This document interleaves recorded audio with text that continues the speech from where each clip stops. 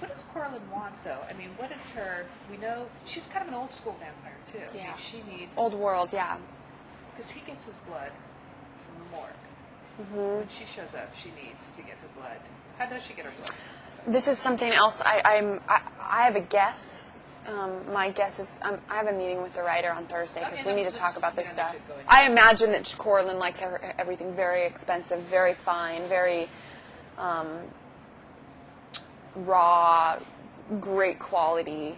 Like Joseph. I'm sure her and Joseph are quite similar in that thing. That's a great answer, but use blood in your answer because, with great quality, fine. I'm sure that I'm sure that Corlin likes her blood very fine, very expensive, very upper class, the best of its kind, hard to get, rare. Corlin actually lures Mick's character back in with some bait that eventually ends up being a very big part of the storyline. Can you talk us through I don't know about this either. I'm starting to get annoyed. I don't know about anything. Okay. Okay. But how does she know? I read the script. Which script? Just the first. The first one.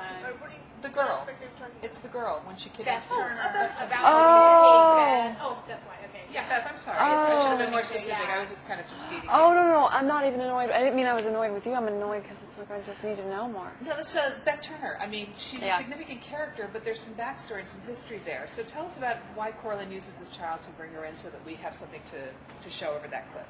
Well, I don't think she chooses Beth for any specific reason. She just what happens is she chooses a young girl. Maybe she's got good, not maybe. I think Corlin has good instincts, so she chose a girl that's very fine, a very fine human being, which I think Beth is, and which we see in later life. She's just a beautiful woman and sweet girl and beautiful heart, and I think that she chose her, for whatever reason, and then Mick. She was hoping to. Sorry, this is complicated. Okay. I think she was hoping to choose Beth for Mick as a gift to Mick. She wanted to have maybe start a family with him, and they could be turn the young girl into a vampire, and they could be a vampire family together.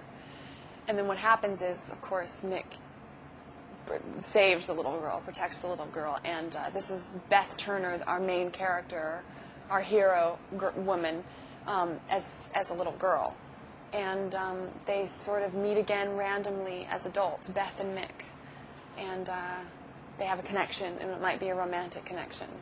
There's always going to be that romantic connection between Mick and Corlin too, right? I mean, he's sort of torn between two women. I think if they want to make it an interesting show, it will be because it's that dynamic of that old relationship you can't quite get rid of.